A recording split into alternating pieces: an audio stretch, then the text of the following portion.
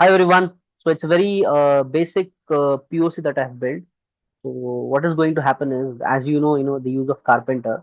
So Karpenter is used in the Kubernetes environment to identify if there is a need of a new node in a cluster, and then not just identifying.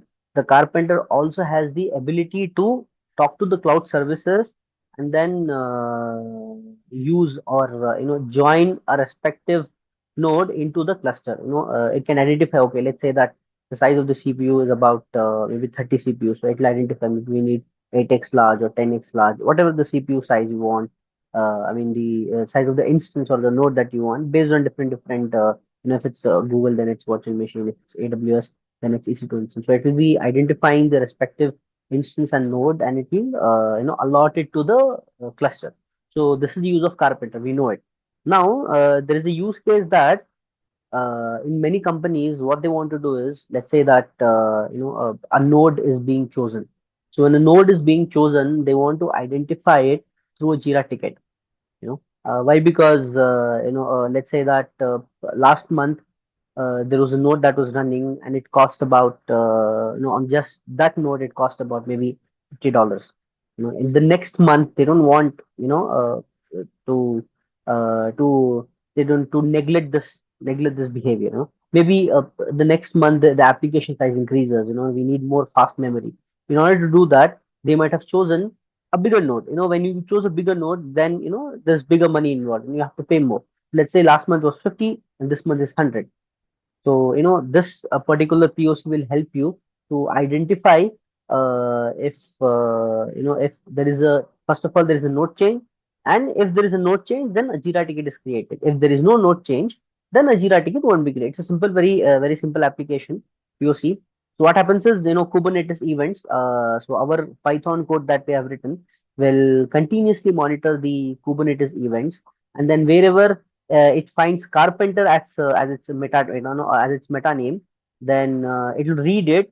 And obviously, I'm running this on Minikube. So because I'm running this on Minikube, the it won't be able to create a node, or it won't be able to choose a node. So what it will do is it will fail. Now that failed notification, we are going to capture it in the Jira, and we are going to write information on that, like it tried or it attempted to choose this node based on this CPU speed. This would be the cost of it, and this is the information of Jira. Okay, so let me show you the code first of all. It's very simple code. You can generate it through the cloud or Gemini. So I have connected it with my personal Jira. It is going to create a Jira ticket. I've given all the information that it needs for creating Jira ticket. Now, before that, in order to read the cost of instance or node that we want, I'm using this Vantage free. It's open project and they provide an API, so anyone can go and connect to their API, and then they'll be able to easily identify what is the cost. For example, if you see here, a 2x large is about $0.2 a hour. So it will be more easier. So I'm using this API. Using this API, I can easily play around, choose whatever service I want to use, and calculate the cost of it. So my calculation will be based on this particular website only. Okay, let me run the code. So we have three parts in the code. First is this, the bridging part. This is the pricing part. So these are few fallback items that I have given in case the API doesn't work. Only then this will work. I'm sure the API works because I tested it. So this is going to fetch the prices and create a cache over here. And finally, this is the pod that we are going to create. So I'm launching this with, let's say I'm launching this with four, a CPU size is four, and I'm creating a pod. So let me go here first. Let me go here and then I'll delete this.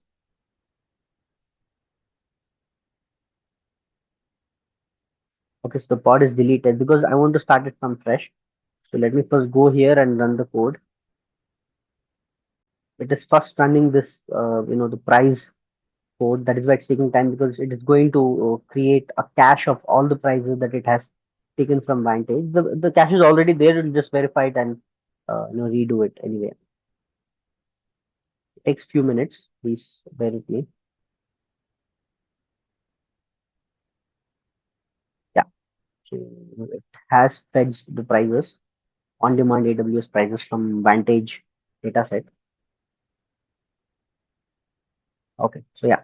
Now if I go here and then change the size of the pod, I mean the CPU, let's say I'm putting 10 and I'll enforce this. So the pod got replaced. So it should identify it. Yeah. So it identified the event, the kube scheduler event. This kube, I mean, the Kubernetes scheduler has identified it. Obviously, it has failed. Why? Because this is Minikube. It has identified the bot, I mean, the pod, and then it is going to write why it happened, and then it is telling us, okay, it is going to choose a 4x large, which costs 0.4 hours, and this information. Let me go to my Jira. A new ticket would have been created. Ticket numbers could be here only. Scan 4. Go here, refresh this. So if you see this, it has created a new ticket, test ticket. It has failed. Obviously, it has failed. Size of the CPU is written here, and then the cost. Minikube plus what we did. The entire information is present here. Baseline node. So before it was using T3 node. Now it is going to change to a 4x large, and the cost of it, and per day rate of it, and monthly rate of it in dollars. So this will be really helpful use case when when you want to identify what will be the cost of any of the nodes that your cluster is using, and the Karpenter will go ahead and whatever it will go ahead and choose.